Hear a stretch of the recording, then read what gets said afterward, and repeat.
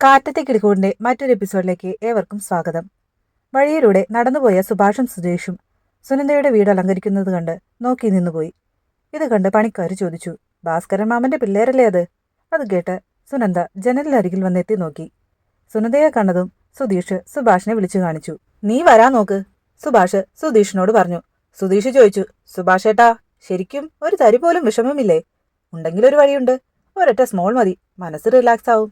ഇത് കേട്ടതും സുഭാഷ് പറഞ്ഞു, നിനക്കങ്ങനെ വല്ലതും പതിവുണ്ടോ? അങ്ങനെ എന്തെങ്കിലും ഉണ്ടായിന്ന് ഞാൻ അറിയട്ടെ. കയ്യും കാലും ഒടിച്ച് ഞാൻ വീട്ടിലിടും, പറഞ്ഞേക്കാം. അന്ന് രാത്രി സുനന്ദയെക്കുറിച്ചോർത്ത് വിഷമിച്ച് അടുക്കളയിൽ നിൽക്കുകയാണ് സുഭാഷ്. എന്തോ കരിയുന്ന മണം വരുന്നില്ലേ? നിധി എല്ലാവരോടുമായി ചോദിച്ചു. നിധി അടുക്കളയിൽ ചെന്ന് നോക്കി. അയ്യോ സുഭാഷേട്ടാ, കരിയുന്നു. അപ്പോഴേക്കും എല്ലാവരും അടുക്കളയിലേക്ക് വന്നു. സുഭാഷ് പറഞ്ഞു, അത് ഞാൻ പെട്ടെന്ന് കണ്ടില്ല, ഞാൻ വേറെ ഉണ്ടാകാം. ചാറുകറി രുചിച്ചു നോക്കിയിട്ട് നികേഷ് ചോദിച്ചു, കറിയിലേക്ക് ഉപ്പിട്ടതാണോ അതോ ഉപ്പിലേക്ക് കറി ഒഴിച്ചതാണോ? ചോറ് തുറന്നു നോക്കിയിട്ട് നികേഷ് ചോദിച്ചു. ചോറിപ്പോ ആകെ വെന്ത് പായസം പോലെ ആയല്ലോ. സുഭാഷ് പറഞ്ഞു, ഞാനെന്നാ കുറച്ച് ചപ്പാത്തിയും ഉരുളക്കിഴങ്ങ് കറിയും ഉണ്ടാക്കാം. ഇനിയിപ്പോ ഒന്നും ഉണ്ടാക്കാൻ നിൽക്കണ്ട, ഞങ്ങൾ പോയി പുറത്തുനിന്ന് എന്തെങ്കിലും വാങ്ങിക്കൊണ്ടുവരാം, നികേഷ് പറഞ്ഞു. അപ്പോഴേക്കും സുഭാഷിനെ സുധീഷ് പുറത്തേക്ക് കൂട്ടിക്കൊണ്ടുപോയി. നാളെ സുനന്ദേച്ചിയുടെ നിശ്ചയല്ലേ, അതിന്റെയാ, നികേഷ് പറഞ്ഞു. പുറത്തു കൊണ്ടുപോയി സുധീഷ് സുഭാഷിനെ നിർബന്ധിച്ച് മദ്യം കുടിപ്പിച്ചു. ഒന്നും തോന്നുന്നില്ലല്ലോ, പച്ചവെള്ളം പോലെയുണ്ട്, സുഭാഷ് പറഞ്ഞു. ഒരെണ്ണം കൂടി അടിക്കേ, സുധീഷ് പറഞ്ഞു. സുഭാഷ് അതും കുടിച്ചു. ഇപ്പോൾ എന്തു തോന്നുന്നു?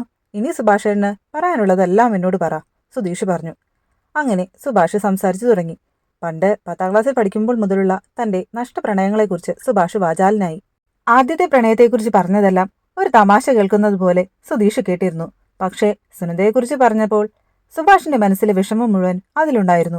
സുഭാഷ് സുധീഷിനോട് ഉറക്കെ സംസാരിക്കുന്നത് കേട്ട് നിധിയും നികേഷും ഹരീഷും പുറത്തേക്ക് ഇറങ്ങി വന്നു. സുഭാഷിന്റെ സംസാരം കേട്ട് ഹരീഷ് സുധീഷിനോട് ചോദിച്ചു, സുഭാഷേട്ടന് മദ്യം കൊടുത്തോ? ഇത് കേട്ട് സുഭാഷ് പറഞ്ഞു, ഞാനാ, ഇവൻ പാവം, ഇവനെ ചീത്ത പറയരുത്. അങ്ങനെ സുധീഷ് സുഭാഷിനെ അവിടെ കൊണ്ടുപോയി ഇരുത്തി. എന്നിട്ട് മദ്യക്കുപ്പികളുമെടുത്ത് അവരുടെ അടുത്തേക്ക് ചെന്നു. സുധീഷ് പറഞ്ഞു, ഡാ ചെക്ക, ഞാൻ സുഭാഷേട്ടനെ കുടിപ്പിച്ചിട്ടൊന്നുമില്ല. സുധീഷ് കുപ്പിയിലുള്ളത് കുടിച്ചു കാണിച്ചു. ഇത് വെറും വെള്ളമാ. സുഭാഷേട്ടന്റെ മനസ്സാ ഫിറ്റ്. സുഭാഷേട്ടൻ ഈ വെള്ളം കുടിച്ച് വെളിവ് പോയിരിക്കുക, സുധീഷ് പറഞ്ഞു.